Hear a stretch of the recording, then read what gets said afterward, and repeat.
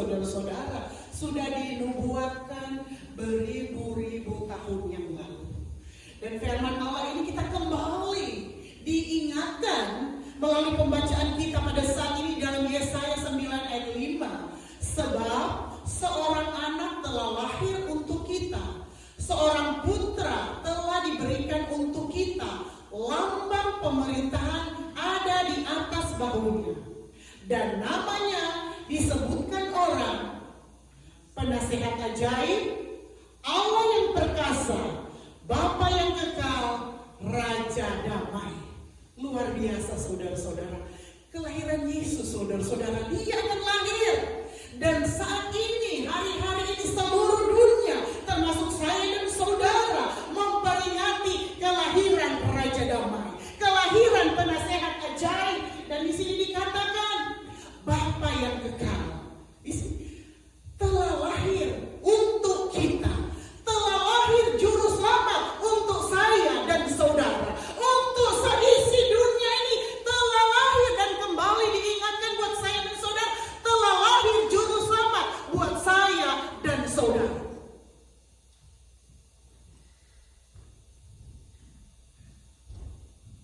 Telah lahir untuk kita seorang putra, telah diberikan untuk kita. Jadi Yesus Kristus lahir untuk saya dan saudara.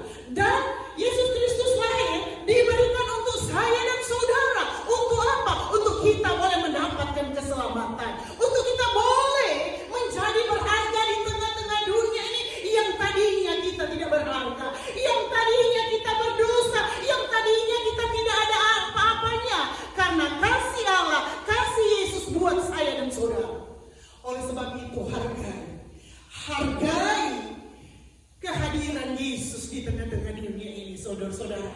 Perhatikan ayat ini. Sebab seorang anak telah lahir untuk kita, seorang putra telah diberikan untuk kita, lambang pemerintahan ada di atas bahunya. Jadi pemerintahan yang ada di dunia ini, kekuasaan yang ada di dunia ini saudara-saudara terbatas. Saat ini kita ada di negara Amerika. Pemerintahan yang ada di negara ini, mereka hanya bisa memerintah, menguasai satu negara yang ada di Amerika. Begitupun juga negara kita yang kita cintai, Indonesia. Mereka hanya bisa mengatur pemerintahan yang ada di Indonesia. Tetapi coba kita lihat di sini saudara-saudara. Sebab seorang anak telah lahir untuk kita, seorang putra telah diberikan untuk kita, lambang pemerintahan ada di atas bahunya. Jadi pemerintahan, kekuasaan yang ada di seluruh dunia ini ada di bahu Yesus. Oleh sebab itu saudara dan saya tidak perlu khawatir, karena kita adalah pengikut-pengikut Kristus. Dan kalau saudara dan saya pengikut Kristus, jaminan hidup saya dan saudara adalah Yesus. Dan Yesus memegang hidup saya dan saudara. Ketika Yesus memegang hidup saya dan saudara, dunia ini tidak bisa otak-atik kita, karena kita ada di dalam genggaman tangan Tuhan. Saudara, oleh sebab itu, sebagai gereja Tuhan, sebagai anak Tuhan, sebagai tembusan Allah, kita ini adalah anak-anak Tuhan, gereja-gereja Tuhan yang berharga, yang mahal, value, saudara-saudara. Kalau kita ada di tangan Tuhan, kita ini bukan murahan, saudara-saudara. Barangkali kita di dunia ini tidak ada apa-apanya, tetapi kalau kita berharga di hadapan Tuhan, saudara-saudara, kita dilindungi, dipagari Allah, karena pemerintahan ada di atas bahunya. Lambang pemerintahan ada di atas bahunya, dan namanya disebutkan orang Penasehat Ajaib. Luar biasa. Yesus yang lahir di dunia ini adalah penasehat ajaib buat saya dan saudara. Apa maksudnya saudara-saudara? Dia Yesus yang lahir di dunia ini, yang sementara dunia memperingati dan merayakan. Dia adalah penasehat ajaib. Karena apa saudara-saudara? Segala sesuatu, kepintaran, kemampuan yang ada di dunia ini terbatas. Tetapi kita punya penasehat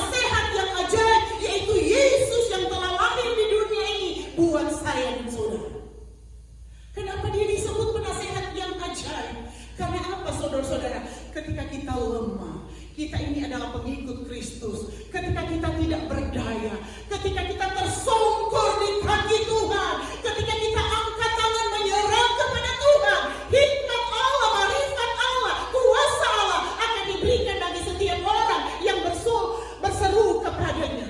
Oleh sebab itu tidak perlu khawatir dengan apapun juga. Tidak perlu khawatir dengan apapun juga, karena hidup kita ada di tangan Tuhan. Ada di dalam tangan Yesus yang memegang kekuasaan yang ada di seluruh dunia ini. Apapun yang menjadi kerinduan kita, apapun yang menjadi kebutuhan kita, apapun yang menjadi rencana kita, serahkan ke dalam tangan Tuhan. Pasti Tuhan menjawab dan memberikan jawaban-jawaban yang indah pada waktu Tuhan dan bukan pada waktu saya dan saudara.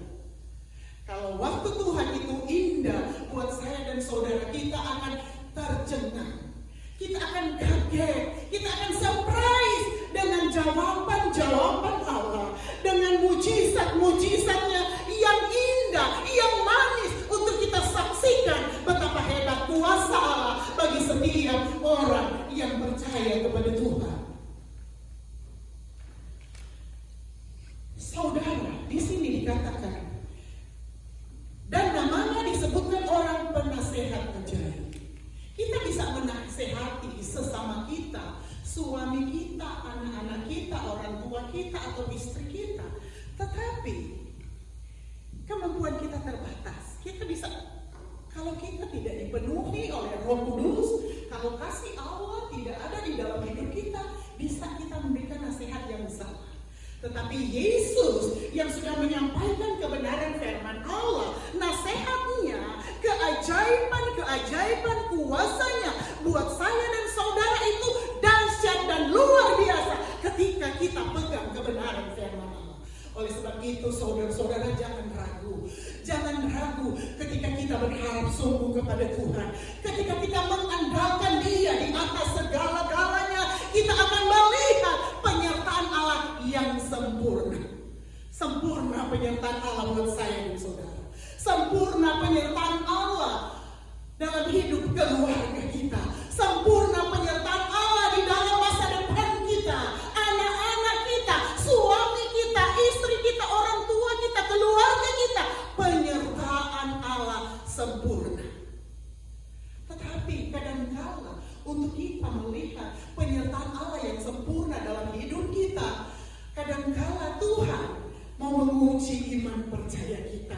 Semua tidak mulus, saudara-saudara. Semua tidak mulus, tidak otomatis instan, saudara-saudara. Kita buka tangan instan, sudah tidak. Allah menguji iman percaya kita. Untuk apa kita? Untuk kita lebih murni, lebih indah, lebih berharga di hadapan Allah. Ujian iman dalam hidup saya dan saudara. Untuk kita melihat semuanya penyertaan Allah sempurna buat saya dan saudara.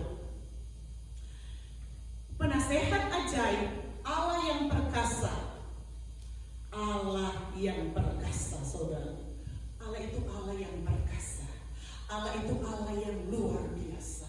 Allah itu Allah yang hebat. Allah itu Allah yang tidak terukur di dalam segala aspek hidup kita. Allah itu perkasa luar biasa, saudara-saudara. Oleh sebab itu kita taruh Tuhan di atas segala-galanya. Kita taruh Tuhan di atas pekerjaan kita, kesehatan kita, pelayanan kita, keluarga kita, dan apapun kita taruh Tuhan. Karena Tuhan itu adalah Allah yang di sini, Allah yang perkasa. Kadang-kala kita merancangkan sesuatu yang baik, sesuatu yang menurut akal dan logika kita, kemampuan kita ini yang baik untuk kita. Tetapi tahukah kita, ketika kita berserah kepada Tuhan, rencana Tuhan lebih perkasa, lebih hebat, lebih indah, lebih mulia, lebih manis dari apa yang kita inginkan. Tetapi kita harus melalui proses Allah, melalui rencana Allah yang indah, sehingga nama Tuhan saja dipuji dan dipermuliakan. Dan Dia Yesus yang lahir di dunia ini, Dia juga Bapa yang kekal. Bapa yang kekal. Bapa yang tidak sekali-kali meninggalkan saya dan saudara-saudara kita di dunia ini atau suami, dia bisa meninggalkan kita, saudara-saudara, ketika dia bekerja, ketika dia melakukan aktivitasnya, bisa meninggalkan kita. Ataupun dia lebih dahulu Tuhan panggil, bisa meninggalkan kita lebih cepat. Tetapi di sini dikatakan Yesus yang lahir di dunia ini buat saya dan saudara adalah Bapa yang kekal, Alfa dan Omega, dari awal dan akhir, saudara-saudara. Dia tetap Bapa yang kekal, yang akan menyertai kehidupan saya dan saudara, yang akan melindungi saya dan saudara kemanapun kita pergi dan berada, karena dia itu kekal.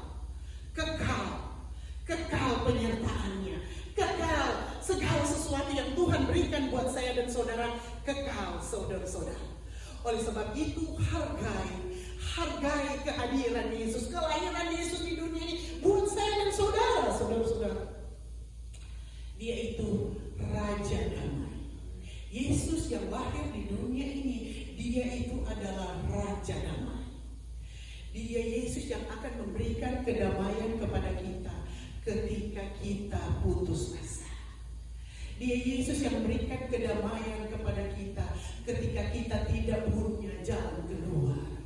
Dia Yesus yang akan memberikan kedamaian buat saya dan saudara ketika kita frustrasi, ketika kita mengalami sesuatu keadaan yang sesat, yang terjepit, yang barangkali berat dalam hidup kita, saudara-saudara. Dia Yesus yang bisa memberikan kedamaian buat saya dan saudara. Oleh sebab itu, saudara-saudara, Yesus yang sudah lahir di tengah-tengah dunia ini beribu-ribu tahun yang lalu, dan saat ini dan bulan-bulan ini kita memperingati kelahirannya Yesus di dunia ini, saudara-saudara. Yesus mau datang di dalam hidup saya dan saudara. Mau datang ke dunia ini untuk apa? Mau membawa perubahan dalam hidup saya dan saudara. Oleh sebab itu, sepanjang tahun kita sudah lewati, tinggal hitung beberapa hari lagi. Ini sudah tanggal berapa? 19. Jadi berapa hari lagi sudah mau 2022? 10 lebih. 11 hari. 11 hari lagi sudah tahun 2022. Jadi Yesus datang membawa perubahan. Yesus datang memperingatkan kepada saya dan saudara. Yesus lahir untuk mau membawa perubahan. Yang bagaimana, saudara-saudara? Di sepanjang tahun ini ada sesuatu yang kita lakukan untuk Tuhan baik, dan Tuhan mau ada perubahan lebih baik lagi, saudara-saudara. Lebih setia lagi, lebih semua di dalam tentunya hal-hal yang baik, hal-hal yang positif. Tentunya mulai dari pribadi, lepas pribadi kita, mulai dari keluarga kita. Kita sudah mengasihi istri, suami, mengasihi anak-anak, orang tua. Lebih lagi, bertambah indahnya di dalam Tuhan. Perubahan dalam bentuk-bentuk yang positif. Perubahan yang memberikan sesuatu yang menjadi berkat buat orang lain, terutama untuk menyenangkan hati Tuhan dimanapun saya pergi dan saudara dan saya pergi dan berada, saudara-saudara. Karena apa, saudara-saudara? Ketika Yesus lahir di dunia ini, saudara-saudara, tadi saya sudah katakan, tadinya kita tidak berharga, tadinya kita berdosa, tadinya kita keliru, tadinya kita tidak peka akan suara Tuhan. Allah mau ada perubahan dalam hidup kita. Kita peka akan suara Tuhan. Kita peka akan apa mau Tuhan dalam hidup kita, agar supaya segala sesuatu yang Tuhan inginkan dalam hidup kita, segala sesuatu yang kita doakan, segala sesuatu yang kita inginkan, segala sesuatu yang menjadi rencana dan cita-cita kita, Tuhan akan buat berhasil dan beruntung. Kata firman Allah di dalam Yosua, asalkan kita harus menjadi pelaku kebenaran firman Allah. Jangan menyimpang ke kanan atau ke kiri, tetapi arahkan tujuan kita kepada Dia yang lahir di dunia ini, yang nantinya akan menyelamatkan menyelamatkan hidup saya dan saudara. Haleluya. Saudara, kita percaya bersama Yesus kita akan alami sukses dan berkat yang besar di tahun 2022 nanti. Saudara-saudara, kita ini kan di detik-detik mengakhiri tahun 2021. Saudara-saudara, kita harus sesuaikan hidup kita, saudara-saudara. Kita mau ada perubahan, saudara-saudara. Kita sudah diberkati Tuhan, kita sudah ditolong oleh Tuhan, kita sudah disertai Tuhan di sepanjang tahun 2021. Tinggal 11 hari lagi, saudara-saudara.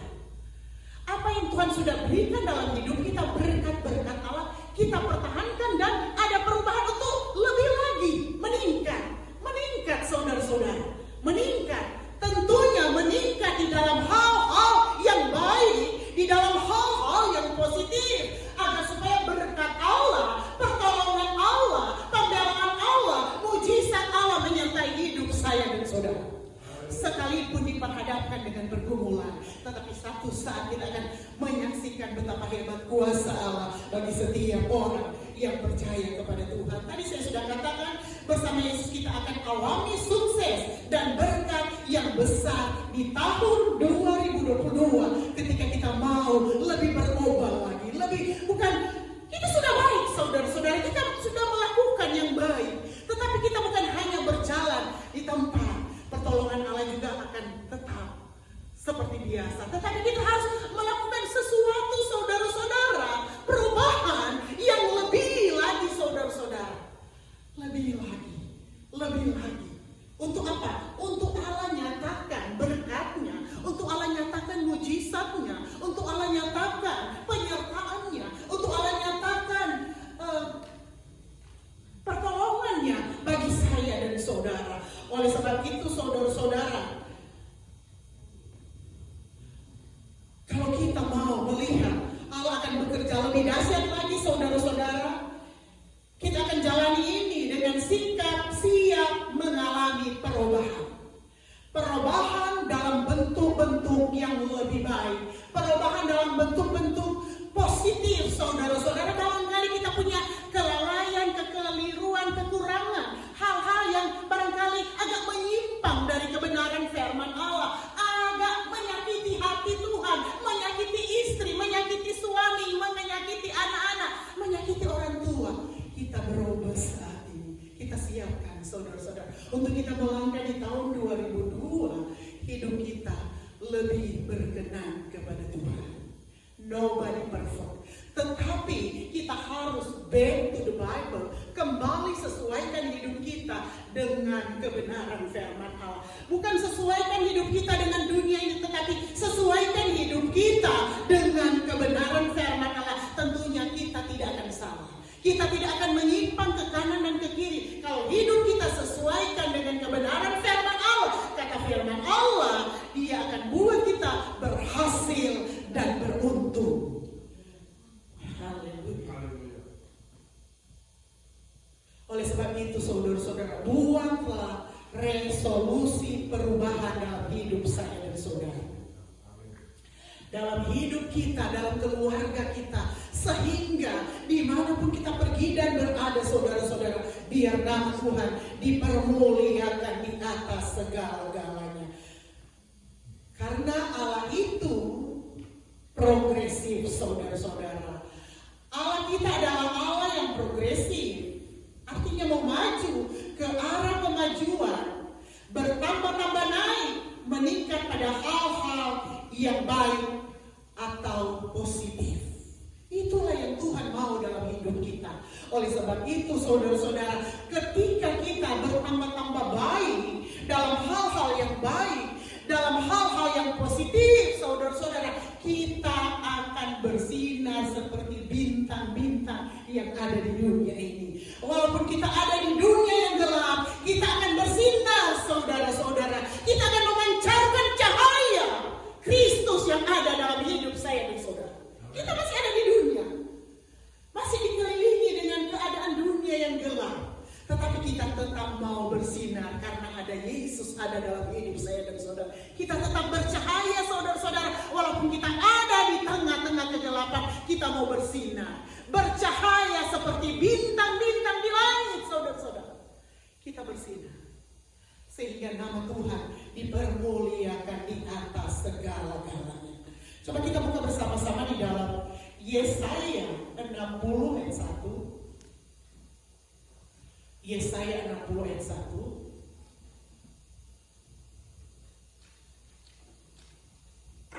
Bagaimana caranya untuk kita mau bersinar di tengah-tengah dunia ini?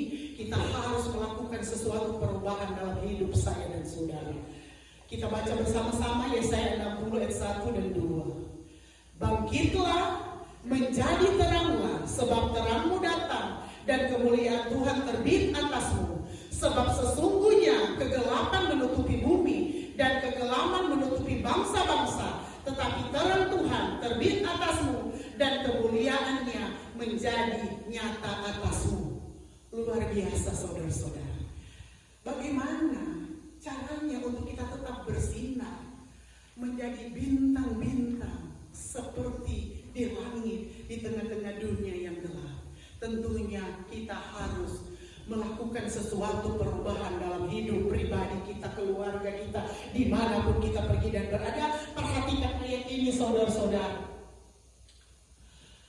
Bangkitlah, menjadi teranglah, sebab terangmu datang dan kemuliaan Tuhan terbit atasmu. Jadi Allah mau kita bangkit di dalam segala kelemahan-kelemahan kita. Kita mau bangkit di dalam segala kekurangan, keterbatasan kita. Kita harus bangkit, saudara-saudara. Untuk apa? Untuk hormat, kemuliaan nama Tuhan. Untuk ada perubahan dalam hidup kita. Untuk kita mau melihat Allah bekerja dahsyat dan lebih dalam hidup kita. Kita harus ada perubahan, saudara-saudara. Dan di sini ayat ini mengingatkan kita, bangkitlah, menjadi teranglah. Bangkitlah, menjadi teranglah dimanapun saya dan saudara berada. Terang, saudara-saudara, sekalipun kita ada di tengah-tengah dunia yang penuh dengan kegelapan dosa, kita tetap bercahaya, bercahaya, bercahaya. Seperti nyanyian anak-anak sekolah minggu ketika saya masih kecil, pujian sering dinyanyikan ketika apa itu? Ketika ada anak-anak sekolah minggu di Manado dikatakan ada tonel, nyanyikan pujian Yesus terang dunia. Dia bercahaya, Yesus terang dunia. Dia bercahaya, Yesus terang dunia. Dia bercahaya, bercahaya di dalam dunia yang gelap. Turutlah kamu, turut bercahaya. Turutlah kamu, turut bercahaya. Turutlah kamu, turut bercahaya, bercahaya di dalam dunia yang gelap. Berapa banyak di antara kita mau bercahaya di dalam dunia yang gelap? Saudara, dunia ini tidak lama lagi. Allah sementara mempersiapkan kita menjadi pewaris-pewaris kerajaan surga. Harus bercahaya di tengah dunia yang gelap. Harus pertahankan cahaya dalam hidup saya dan saudara untuk kita bisa menjadi pewaris-pewaris kerajaan surga. Bukan hanya kita menjadi pewaris-pewaris berkat-berkat Allah yang Tuhan sudah percayakan buat saya dan saudara dan akan ditambah-tambahkan lagi. Bukan hanya di dunia ini, tetapi yang terutama juga saudara-saudara, berkat yang ada di kekekalan. Jadi kita rasakan kesenangan di dunia, kita akan merasakan juga kekekalan yang senang dan bukan penderitaan, tetapi kesenangan yang ada di surga karena kita adalah ahli warisnya Allah, ahli waris kerajaan surga. Oleh sebab itu saudara-saudara, kembali lagi dalam pembacaan kita, bangkitlah, menjadi teranglah, sebab terangmu datang dan kemuliaan Tuhan terbit atasmu. Kalau kita mau bangkit di dalam Tuhan, kemuliaan Tuhan akan nyata dan akan terbit di atas kepala saudara dan saya. Kemuliaan Tuhan, di sini dikatakan, kemuliaan Tuhan akan terbit buat saya dan saudara. Asalkan kita mau bangkit, asalkan kita membuat perubahan, segala kelemahan kita tinggalkan dan kita membuat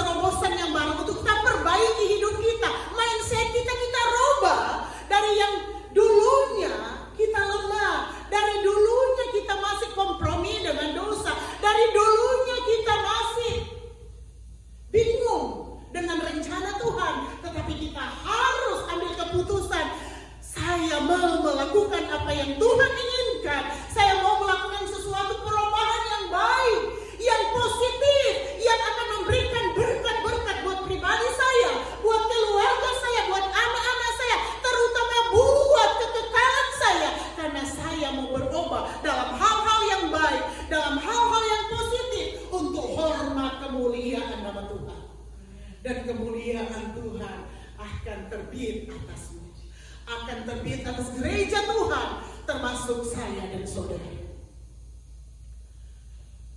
Ayat 2, sebab sesungguhnya kegelapan menutupi bumi dan kegelapan menutupi bangsa-bangsa.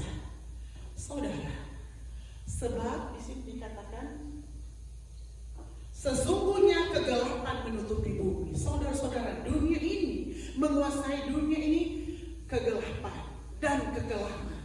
Tetapi biar kiranya kita anak-anak terang,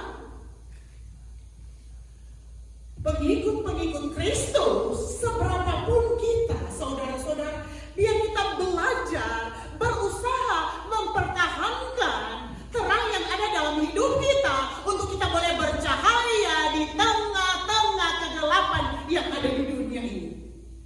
Karena itu maksud Tuhan dalam hidup kita sebagai gereja Tuhan. Siapa lagi saudara-saudara yang Tuhan mau pakai kalau bukan saya dan saudara? Termasuk saya dan saudara di tengah-tengah dunia ini, untuk menjadi berkat, teladan, contoh yang baik di tengah-tengah dunia ini, buat hormat kemuliaan nama Tuhan, saudara-saudara. Sebab sesungguhnya kegelapan menutupi bumi dan kegelapan menutupi bangsa-bangsa, tetapi terang Tuhan terbit atasmu dan kemuliaannya menjadi nyata atasmu.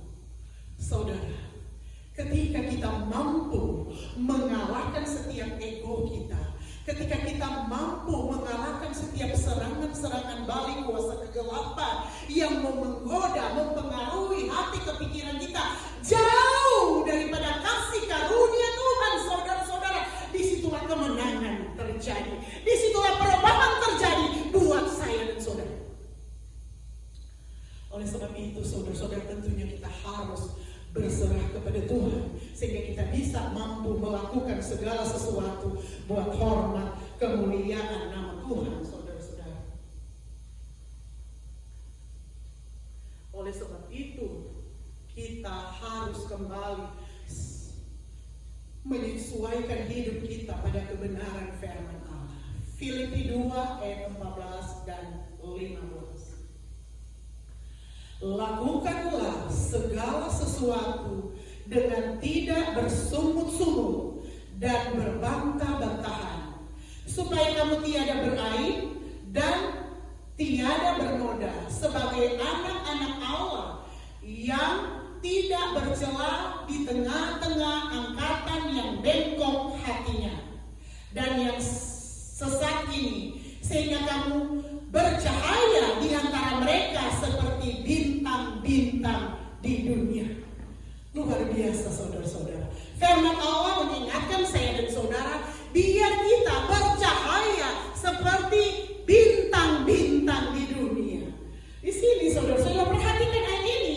Lakukanlah segala sesuatu dengan tidak bersungut-sungut dan berbantah-bantahan, supaya kamu tiada beraib dan tiada bernoda, sebagai anak-anak Allah yang tidak bercela di tengah-tengah angkatan yang bengkok hatinya dan yang sesat ini. Saudara-saudara, dunia ini sementara di tengah-tengah angkatan yang bengkok hatinya dan di sini yang sesat. Tetapi kalau kita masih boleh berjalan sesuai dengan kehendak Tuhan sampai pada saat ini, berarti kita termasuk di dalam rencana Allah. Kita ini adalah pilihan-pilihan Allah untuk memenangkan jiwa-jiwa buat hormat kemuliaan nama Tuhan. Oleh sebab itu, jangan sia-siakan kesempatan yang Tuhan berikan buat saya dan saudara.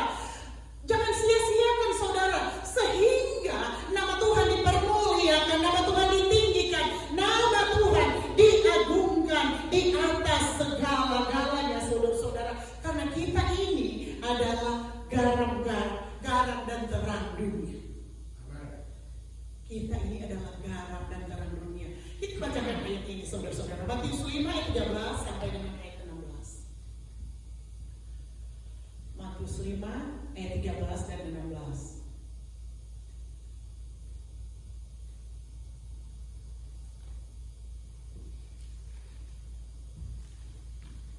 Matius 5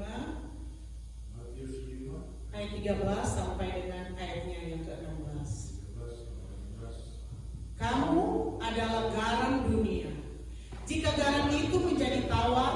Dengan apakah ia diasingkan? Tidak ada lagi gunanya selain dibuang dan diinjak orang. Kamu adalah terang dunia. Kota yang terletak di atas gunung tidak mungkin tersembunyi. Lagi pula orang tidak menyalakan pelita lalu meletakkannya di bawah gantang, melainkan di atas kaki dia, sehingga menerangi semua orang di dalam rumah itu.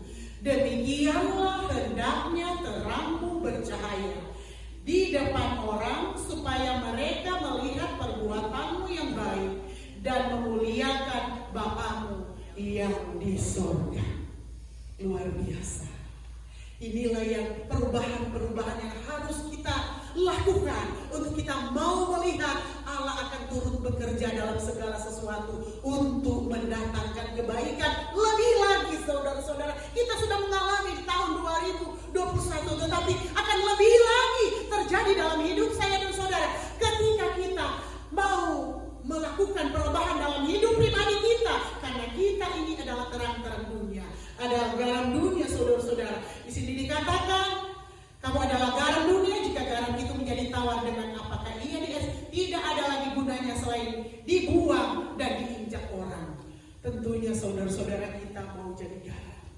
Kita tidak mau dibuang dan diinjak-injak orang yang tidak ada harganya lagi, karena kita melakukan hal yang bertentangan dengan kebenaran firman Allah. Tetapi kita harus menjadi garam dunia yang berharga, yang ada rasanya, rasa-rasa yang positif, yang baik untuk menyenangkan hati Tuhan.